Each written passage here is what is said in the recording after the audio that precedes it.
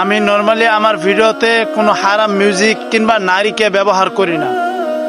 যদি একান্তই প্রয়োজন পড়ে আপনাদেরকে বোঝানোর স্বার্থে, শুধুমাত্র বোঝানোর স্বার্থে, তাহলে হালকা ব্যবহার করব। তবে এই না যে এইটা আমার পেশা, এইটা না করলে আমার ভিডিও ভাইরাল হবে না, এইগুলো না। বিশ্বাস করেন, আমার এই কথাগুলো যদি 4 জন মানুষ শুনে, তার মধ্য থেকে 1 জন মানুষ চিন্তা করে, তাহলে এইটাই আমার ভিডিও বানানোর সফলতা, এইটাই, এর বাহিরে কিচ্ছু না। যা বলছিলাম, এই যে একজন নারীকে আপনারা দেখতে পাচ্ছেন, ভিডিওর শুরুতে একজন নারীকে আপনারা দেখলেন, কোনো অংশে কি এই নারীটাকে নারী মনে হচ্ছিল? তিনি ভাইরাল হওয়ার জন্য মাথার চুল পর্যন্ত নেড়ু করে ফেলছে, ছেলেদের টি শার্ট এখন গায়ে দেয়, আবার মাথায় মানে ছেলেদের নাম লেখে, তার নাম আবার ভিডিওতে বলে। ওই দিন দেখলাম যে আমার নামও বলতেছে, মানে কি এক এক দিন এক এক ছেলেদের নাম বলে। আমি জানি যে এটা তার ভাইরাল হওয়ার ধান্দা, এটা তার একটা ভাইরাল হওয়ার রাস্তা বলতে পারেন।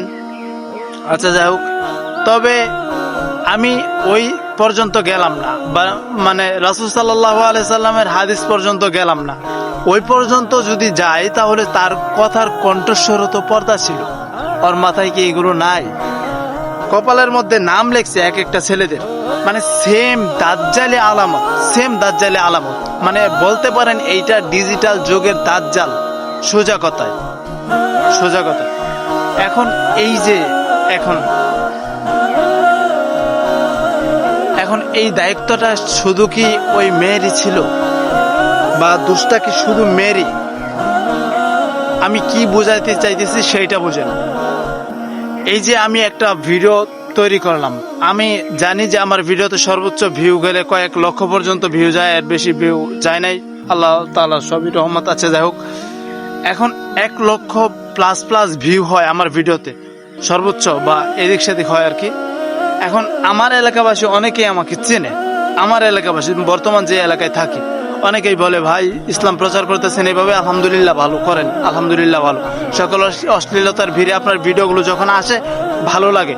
এই যে আমার মানে এইভাবে বলে, আমার কিন্তু খুব ভালো লাগে যে উনি আমার ভিডিওগুলো দেখে, এইগুলো ভাবলে ভালো লাগে। কিন্তু ওই যে ওই মেয়েটার যে আত্মীয় স্বজন, এলাকাবাসী, ওরা কিভাবে মেনে নেয় যে আমাদেরই মেয়ে, আমাদেরই বোন বা বাস্তি বা আদার্স যে কোনো আত্মীয়, ওরা কিভাবে মেনে নেয় যে একটা মেয়ে আমাদের আত্মীয় মাথা নেড়ু করছে, ছেলেদের টি শার্ট গায়ে দেয়, কপালে ছেলেদের নাম লেখে, তারপর ভিডিওতে আইসা বলে যে সাকিব আই লাভ ইউ, এই আই লাভ ইউ, ওই আই লাভ ইউ। এইগুলো কি? আসলে আমাদের বিবেক নষ্ট হয়ে গেছে। যেটা যেটা থাকার কথা ছিল পাছায়, সেটা মাথায়, আর যেটা মাথায় থাকার কথা ছিল সেটা পাছায়। বিবেক আমাদের বিবেক দিন দিন নষ্ট হয়ে যাচ্ছে। এইভাবে যদি নষ্ট হতে থাকে, মানে তাহলে আর কিছুদিন পর, খুব বেশি দিন পরে নয়, কিছুদিন পরে আমরা আমাদের মানে চিন্তা করার মতো শক্তি হারিয়ে ফেলবো। সিরিয়াসলি চিন্তা করার মতো শক্তি হারিয়ে ফেলবো। তো সতর্ক থাকুন এই সমস্ত দাজ্জালি আলামত থেকে, ডিজিটাল যুগের দাজ্জালদের থেকে সতর্ক থাকুন। আল্লাহ তাআলার কাছে দোয়া করুন, আল্লাহ তাআলা যেন এই সমস্ত ফিতনা থেকে আমাদেরকে হেফাজত করেন। আসসালামু আলাইকুম ওয়া রাহমাতুল্লাহ।